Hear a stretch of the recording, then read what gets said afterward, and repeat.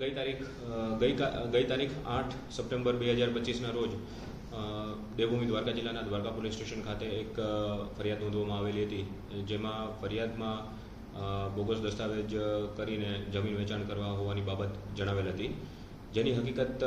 જોતા એવી વાત હતી કે દ્વારકા તાલુકાના વરવાડા ગામે અમુક પ્રાઇવેટ રેઝિડેન્શિયલ સર્વે નંબર જે હતા એ જમીનના માલિક ગોરધનદાસ કાલુમલ રામરાખાણી હતા, જેમના નામનું ખોટું ચૂંટણી કાર્ડ ઊભું કરીને તેમજ પોતાની ખોટી ઓળખ આપીને આ કામના આરોપીઓ ભગવાનજીભાઈ રામચંદ્રભાઈ જોશી, રાજાભાઈ વેજાભાઈ ખાંભલા અને કિશન રજનીકાંત અસવાર, આ 3 આરોપીઓએ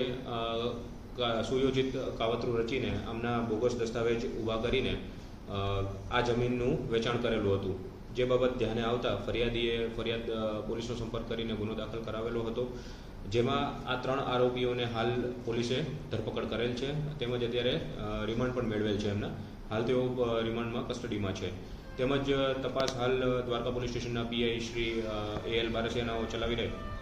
રહેલ છે અને હજી આગળ તપાસમાં ખુલે એ તમામ આરોપીઓની અમે